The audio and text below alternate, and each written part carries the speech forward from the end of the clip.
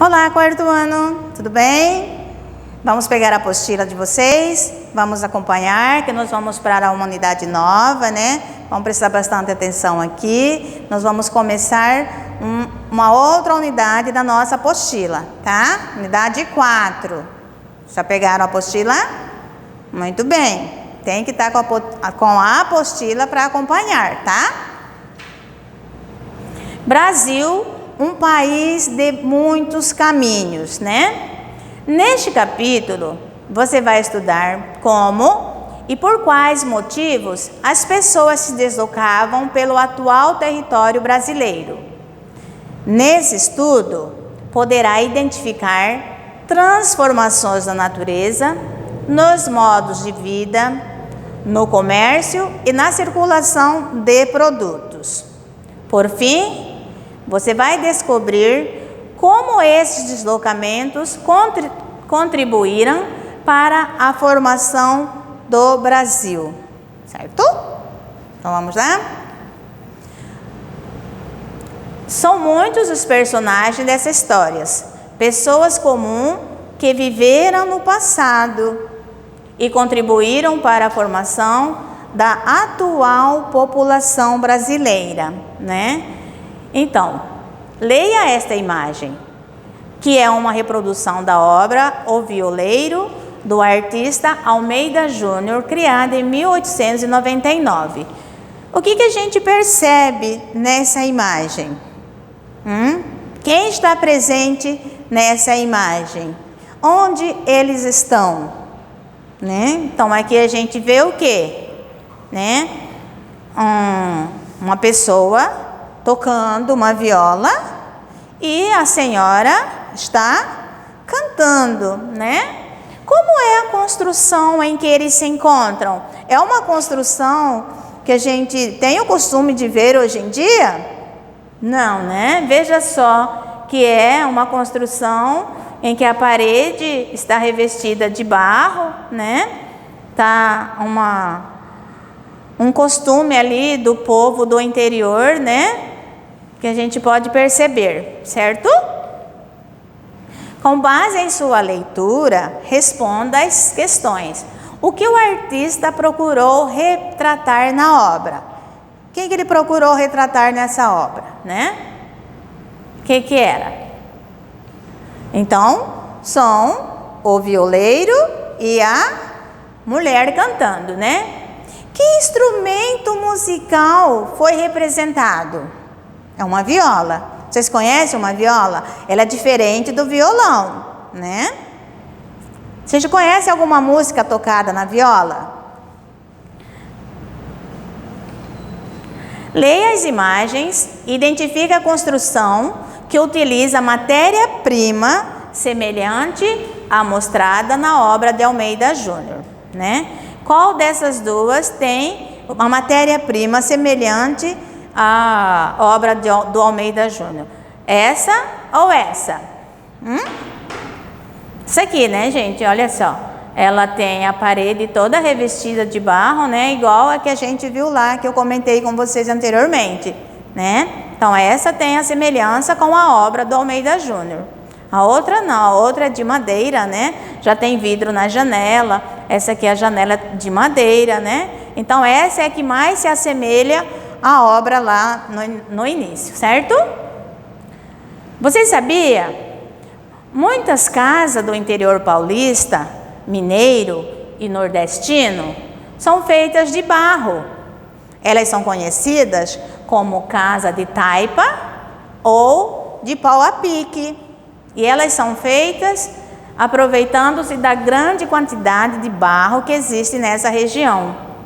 Esse tipo de construção ameniza o calor que vem de fora, deixando o ambiente mais fresco, né? Isso aqui é uma curiosidade, né? Que essas casas, elas deixam o ambiente bem mais fresco com esse calor que a gente tem no nosso país, né? No início deste capítulo, você pode observar a obra O Violeiro, criado por Almeida Júnior. Nela, o artista procurou retratar o quê? Né? A cultura caipira referente a um jeito próprio de viver, típico dos moradores do interior de São Paulo, né? O início da criação de gado é a expansão do território. Conforme você estudou anteriormente, os portugueses se estabeleceram no litoral brasileiro e se dedicaram à extração de pau-brasil, né? Então a gente sabe que quando os portugueses aqui chegaram, né, inicialmente, eles ficaram ali no litoral, né? Porque ali era mais fácil para eles estar o quê? Explorando, né, o corte da madeira pau-brasil. Com o desenvolvimento de novas atividades comerciais, como o plantio da cana-de-açúcar, foram surgindo vilas onde diversas pessoas passaram a morar, incluindo os portugueses, né? Em Portugal, no ano de 1530, foi organizada uma expedição para explorar as riquezas das terras brasileiras, que foi liderado pelo português Martim Afonso de Souza, né? Então, quando chegou em 1530, o que foi organizado? Foi organizada uma expedição. E quem que liderou? Foi Martim Afonso de Souza.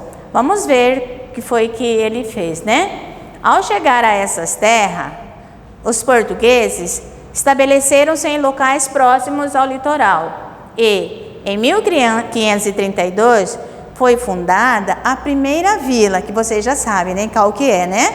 A vila de São Vicente, né? E onde foi?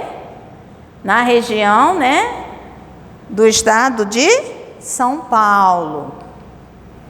A vila de São Vicente foi fundada em 1532. Por quem? Martim Afonso de Souza, né? E aonde que ficava localizado? Próximo a quê, né? Próximo ao Porto de Santos, né? Onde os produtos e as matérias-primas eram transportadas para Portugal, certo? Aqui nós temos uma imagem de São Vicente, naquela época, né? Eu ampliei para que vocês pudessem estar vendo. Aqui também, o porto ali, onde eram exportados os produtos. São Vicente, né? E aqui é São Vicente em 1624. Não, 624, Vila de São Vicente. Olha só como era, né? Apenas começando, né? Era uma vila mesmo, bem pequena, ainda não era uma cidade, né? Veja como está São Vicente hoje, né? Aquela primeira vila que nós temos, né? Foi a primeira vila do nosso país, né? Hoje, olha que ela se tornou, como está bem desenvolvida, está grande, né? Uma metrópole no estado de São Paulo, né? No litoral, né? Olha só, também São Vicente hoje. Grande diferença, né? Para aquela época e para hoje, como que ela se tornou, né? Como que ela se desenvolveu de a primeira vila do Brasil, né? Depois virou o quê? Essa cidade, né?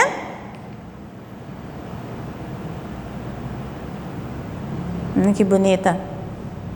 Lugares lindos, né? Em outras regiões também surgiram vilas como Olinda, em Pernambuco, no ano de 1535, e Salvador, na Bahia, em 1549. Tempos depois, Salvador se tornaria a primeira capital do Brasil, né? Então, qual foi a primeira capital do Brasil? Salvador.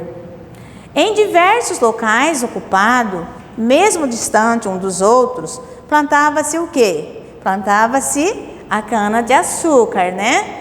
Para a produção da cana-de-açúcar, que era enviado para a Europa. Contudo, em outros locais, o solo não era adequado para o plantio da cana-de-açúcar e, por isso, foi desenvolvida a criação de gado bovino. Então, em alguns lugares, né, o solo não era propício para o desenvolvimento da cana-de-açúcar o que eles começaram a fazer? Começaram a criar gados, né? Então, foi isso que aconteceu, tá? Por hoje, nós ficamos por aqui, tá? Tchauzinho!